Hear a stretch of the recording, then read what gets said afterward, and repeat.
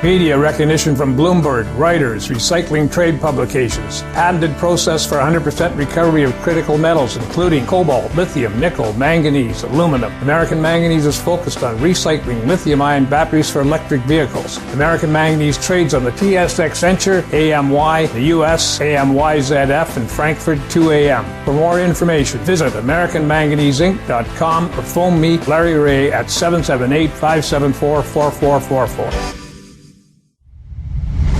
You're listening to HowStreet.com radio, available online at TalkDigitalNetwork.com.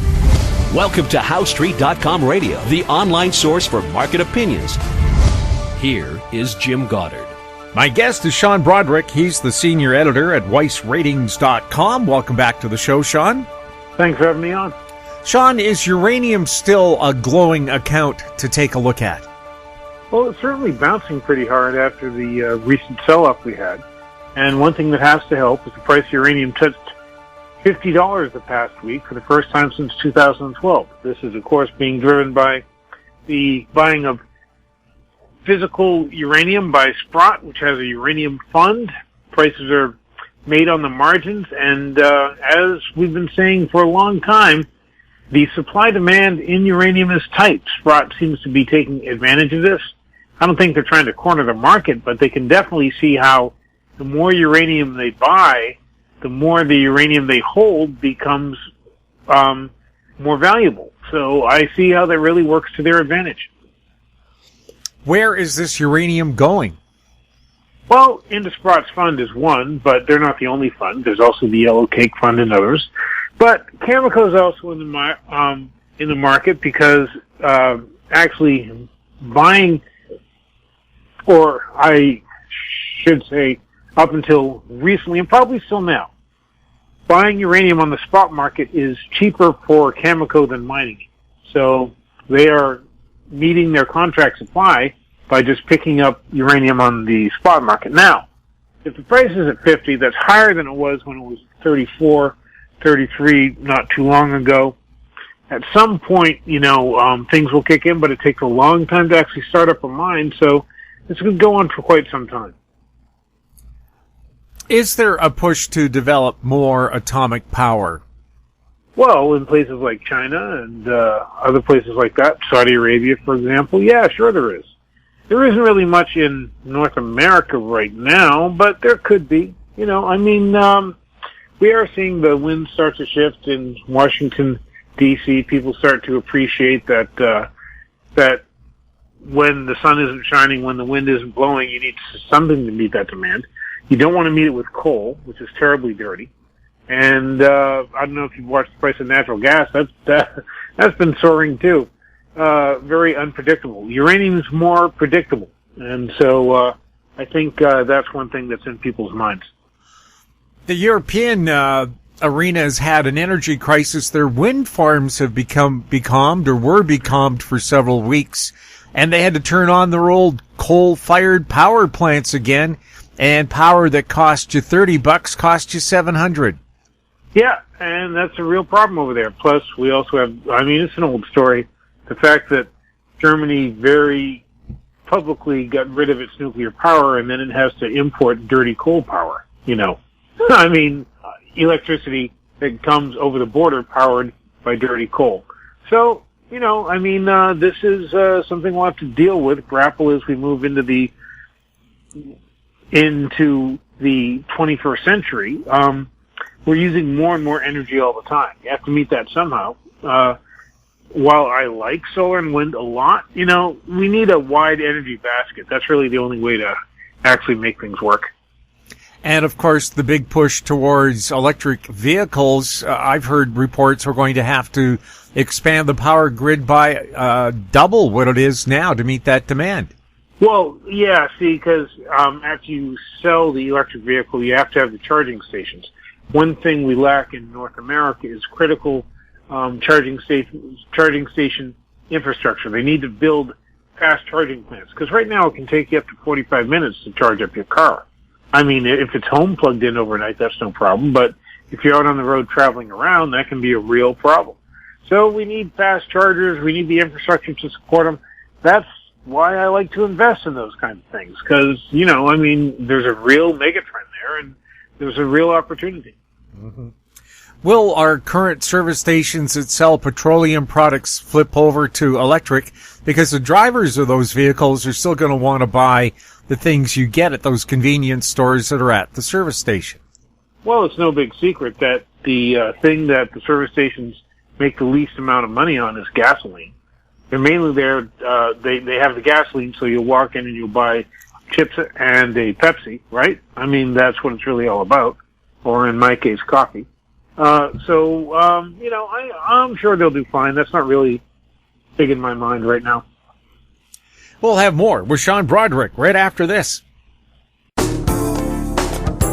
Don't miss out. Stay informed. Receive the HowStreet.com weekly recap with thought-provoking podcasts, radio, and articles delivered to your inbox. Sign up for the HowStreet.com weekly recap on our homepage at HowStreet.com.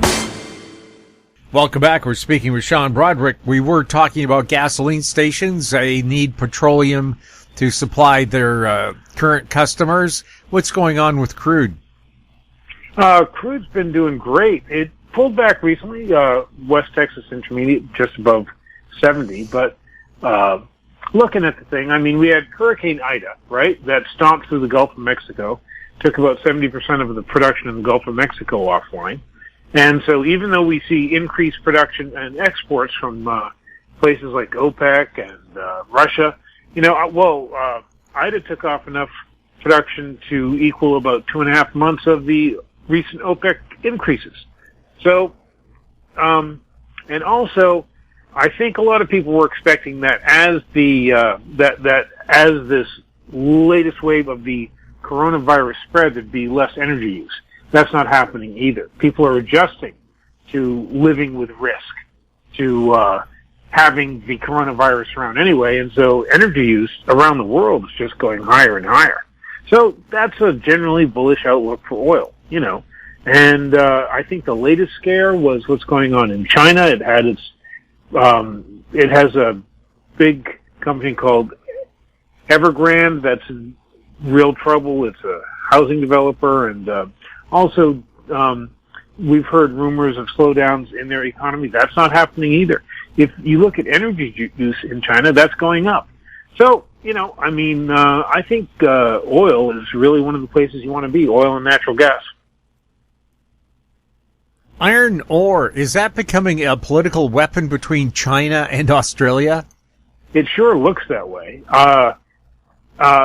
China's been dumping iron ore into the market. The price is down to, I think, $100 a ton.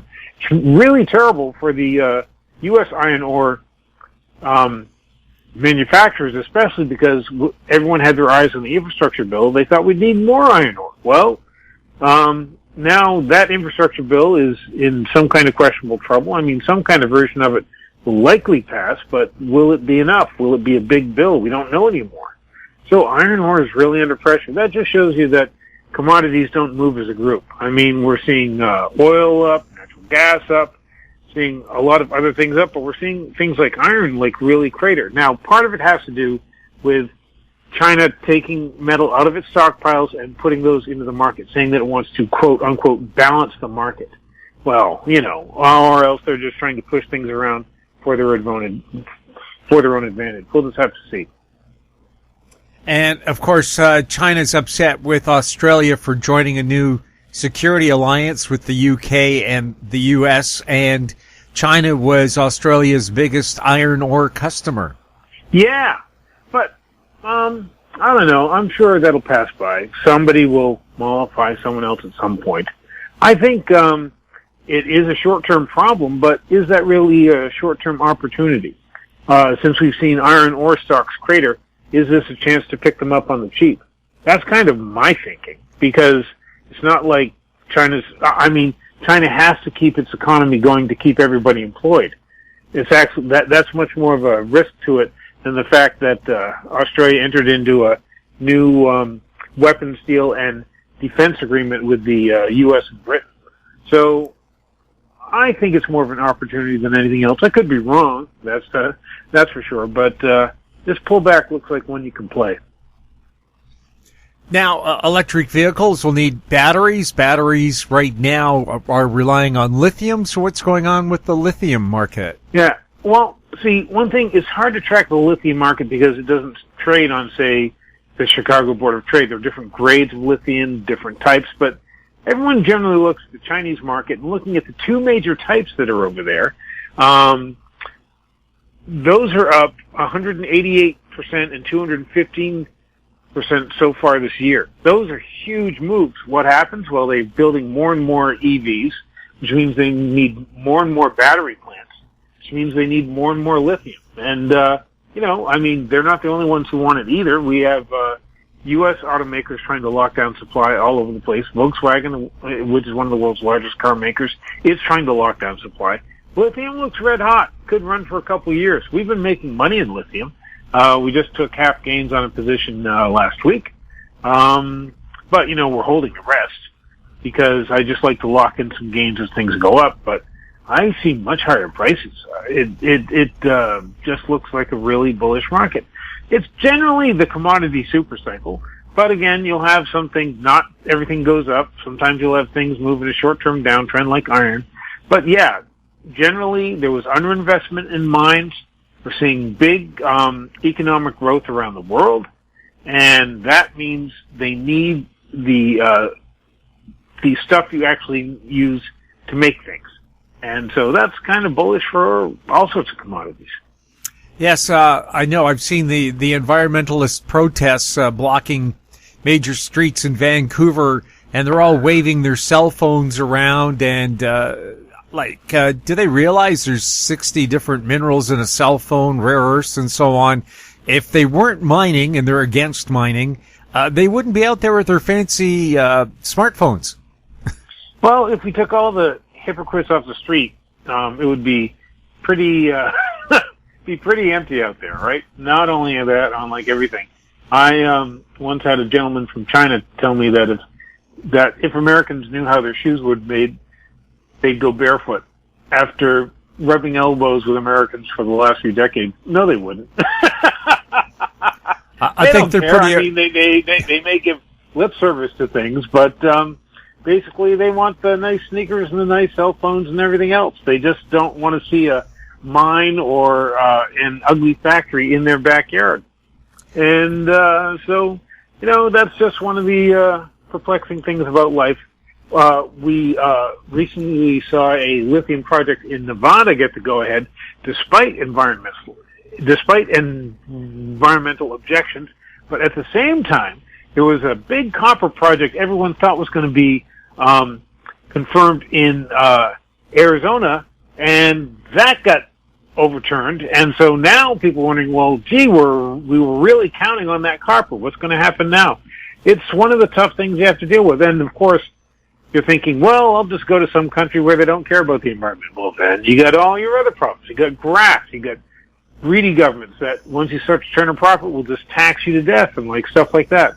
There are risks all over the world. That's one of the things that makes mining so, I guess we'll use the word exciting, but risky is really what it is. So, that's just one of the things we have to deal with. Yes, as the Chinese would say, may you live in interesting times.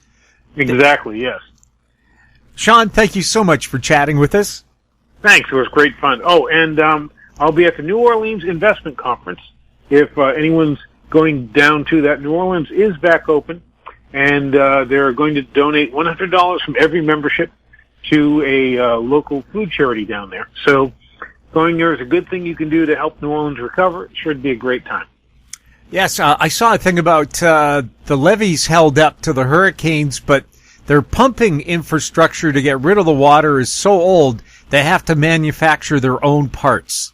Well, if it's not one thing, it's another, isn't it? So, yeah, the water that did get in isn't going away anytime soon. Thank you again, Sean. Thank you. Bye-bye. My guest has been Sean Brodrick, senior editor at WeissRatings.com. If you have any questions for him, you can send them to us at info@HowStreet.com. We'll ask that question for you. Our YouTube channel, Talk Digital Network. Find us on Twitter @HowStreet. We're also on Facebook. I'm Jim Goddard. Thank you for listening. Comments made on HowStreet.com radio are an expression of opinion only and should not be construed in any matter whatsoever as recommendations to buy or sell any financial instrument at any time. Available online at TalkDigitalNetwork.com. HowStreet.com radio is a production of HowStreet Media Incorporated.